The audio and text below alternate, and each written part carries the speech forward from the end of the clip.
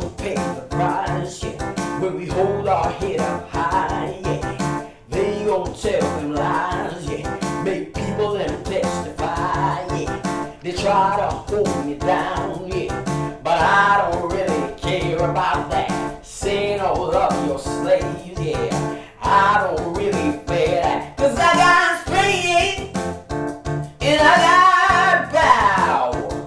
You didn't know about, you didn't know about. 'Cause I got enemies, oh I got enemies. And I didn't know about you, I didn't know about you. Never take your goodness, trade it for your money. Never trade your values for somebody's journey. Say your words and bow not to the evil faces. Shed your stress and worries of fear in lonely places. 'Cause I got strength and I got power. You didn't know about, you didn't know about. 'Cause I got enemies, oh I got enemies. And I didn't know about you, I didn't know about you. Oh send my way. You reap where you sow, that's where you pay. You're testing my faith, let's see you gon' win. I always rise up, faith comes to defend. You stand up to me, yeah you done fought. You lost where you had, and who you gon' call? You done bury your heart, forgive yourself. Send darkness free to the bottomless hell. 'Cause I got strength, and I got power. You didn't know about, you didn't know about. 'Cause I got enemies, oh I got enemies. And I didn't know about you, I didn't know about you. Wordless energy, timid flame. I see your ways inflicting pain. My light is shining bright for all. Unbridled mouth, my chains will fall. Wordless energy, timid flame. I see your ways inflicting pain. My light is shining bright for all. Unbridled mouth, my chains will fall. My chains will fall. My chains to fall.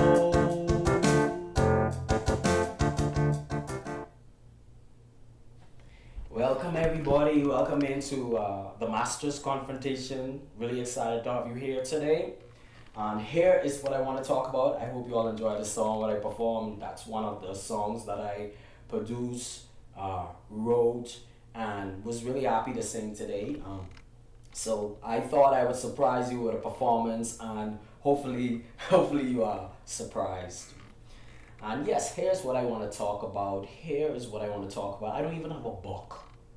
I don't even have a book in my hand because every day I live this life. Every day I see how we respond to each other, and then I wonder, when will we have an opportunity, we as African and Caribbean folk, when will we have an opportunity to sit and honestly talk and sort through what really are the issues within our community? Because I can call the issues out because I've worked in a black organization, a black owned organization, a not-for-profit black owned organization. I hang with Caribbean and African people, and I see the perplexities all of the time, and I wonder if we will ever admit it. I wonder if we will ever stop discriminating against each other and holding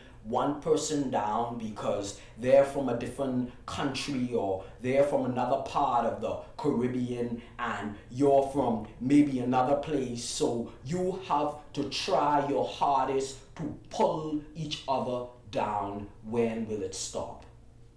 This is what I want to know, because I feel it, I know it. I move around on creative platforms. I move around in different spaces. I've worked in an organization with Caribbean and African folk, like, why is there such a division, and why don't we look at what the problem was and is, as opposed to this separation? And I just want to talk about how this has impacted my life, and I want to be careful. I want to be careful to talk about it in a gentle, loving way, because a lot of people read me wrong. A lot of people read me wrong, and that was the reason why I opened up this platform. I don't take any type of abuse from anybody. So for me to have witnessed these experiences, that means that I had to be at the receiving end, and at some point, after having stood up for myself, eventually becoming somebody that was seen to be problematic, right? Because there is too much self-hate. Tell me how is it possible you look at me, you see me as your African Caribbean family, you see me, I'm almost even resembling you, whether you come from East Africa, West Africa, South Africa, North Africa, Central Africa, whether you come from any of these places, you look at me, you see me, and I'm almost resembling you. You look like each other. How is it possible? How is it possible to have this strong self-hate? I go to events, I go to creative events upon creative events, and I look at the talent, and I think, oh, this would be so much more beautiful if so and so connected with so and so from that community. If so and so connected with so and so from that country. And the connection, the bridge never happens. The same ship that our ancestors came on, we came on them together. Our ancestors came on those ships together, right? And whether we were sold by our brothers and our sisters, or whether we were stolen, the point about it is we are still related. When is this division going to stop? Right? So I've been working at two black owned organizations in Canada doing similar jobs, and the organizations are run like it's not being run in the best way that it could be run. And why I say this is, remember what I said at the beginning, if you fill the board of directors that you have for your not-for-profit organization with all your friends, and no other person that provides a outside perspective to ensure that the organization, or no other people that can provide an outside perspective, an objective perspective to ensure that the organization does not go down. If you run your organization in this manner, how are we any different from the oppressor? How are we any different from the oppressor?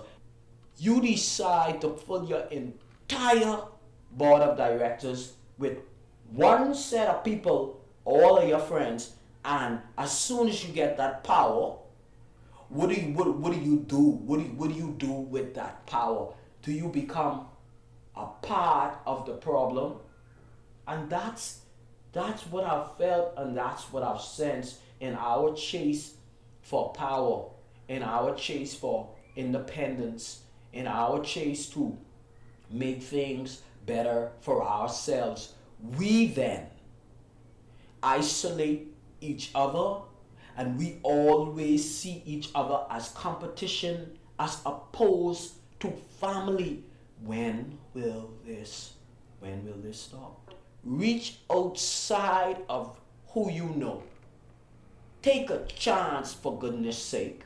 Reach outside of who you know, and decide what other person from another country, from another community, what other person would be good for this task. It should be about the work ethic. It should be about the attitude. It should be about the work that the person does, how good they are with people, how respectful they are. Sometimes we work with our own friends, and the difficulty we have working with our own friends, it's not worth it.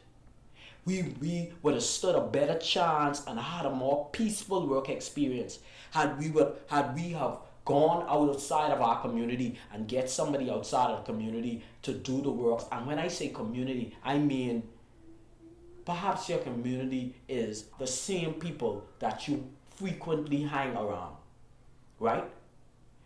What if, as African and Caribbean people, as African and Caribbean folks, we decide to do this thing fairly? We decide to be the examples that other ethnicities we can't see. We decide to be the example rather than assuming the same type of principles as the colonizers and the people who oppress us. We assume the same type of principle. How is it possible that you could look at me and don't trust me? I get that from other ethnicities all the time.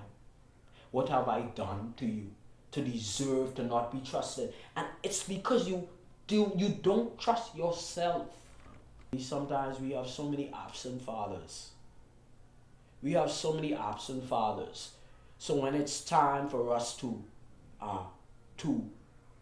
treat masculine energy people with respect, we tend to abuse them and whip them, beat them with the same whip that we would have liked to beat the person who wasn't present for us. When are we going to sit down and communicate about this and talk about the impact of slavery on our lives? Or are we always trying to prove that we are stronger? We're not getting much ahead. That's it, right? Because all of us are only as strong as the weakest link, right? Even like I could talk about. Let me take it home, because a lot of people feel like until you can do a self-reflection, you shouldn't be able to do an outward. You shouldn't be able to look around and see, hey, that person's doing this person's doing that. Until you can do an introspective look at what's going on home and around you, then close your mouth. And I agree. Here's what I also want to share about. I want to share about the perplexed relationship between Bahamians and Haitians. I want to talk about that because I talk about it on Facebook platform all the time. The strong self-hate for the person of darker skin complexion. So we want to treat them the worst and ostracize them and treat them badly. When are we going to look at this and see what this means and where it came from? Right?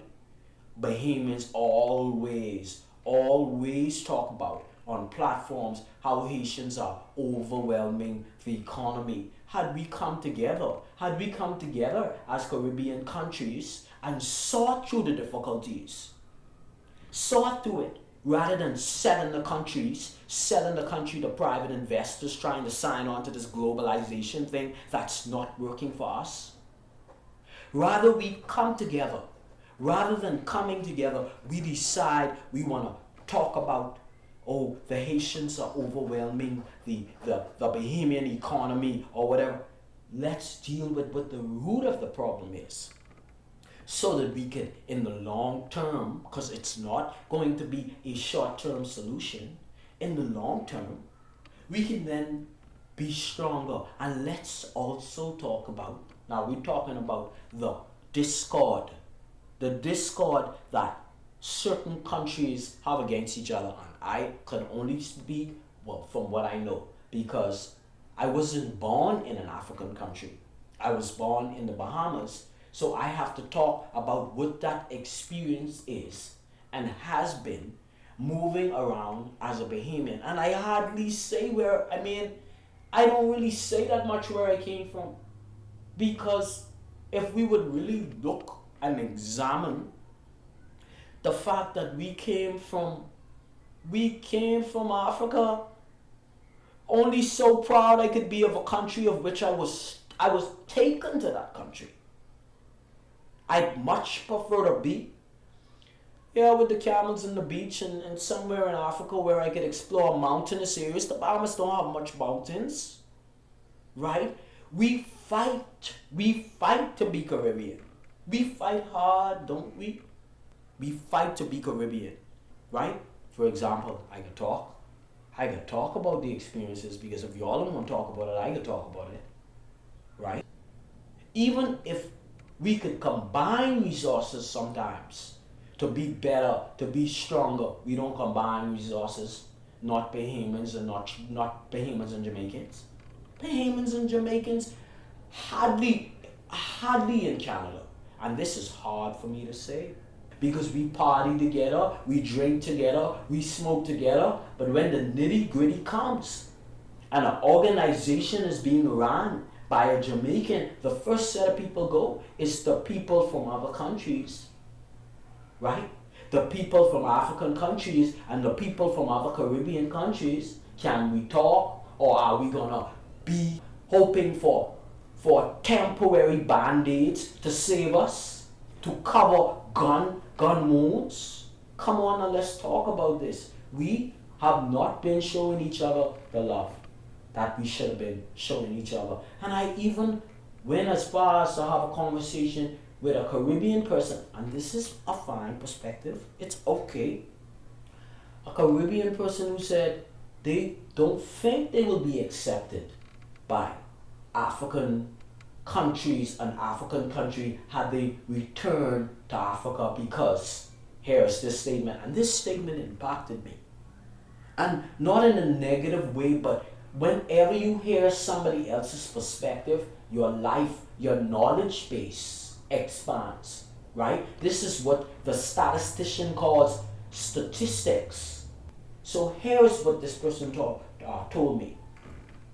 As soon as a Caribbean person becomes too African, then it's a problem.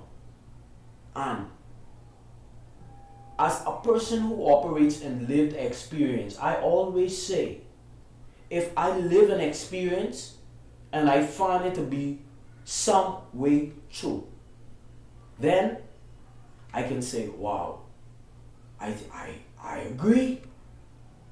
I agree. What is too African? What is too African? Please tell me. What is not African enough? Because this is also stopping us from being together, right? Because as soon as it's an LGBTQ issue or a trans issue, it's a white issue, it's a colonizer thing, right? This is a strong separation that I wanted to talk about, and it's hard to talk about this because you know what? When you're LGBTQ, maybe you're not African enough, right? When aren't you African enough? When you are trans, then you aren't African enough. When you decide a life that's not conventional, right? So how do we, as Africans and Caribbeans, how do we hurdle? How do we hurdle the differences? Because our people, the peoples of the continent, of the African diaspora, are we really going ahead? Only some of us really balling.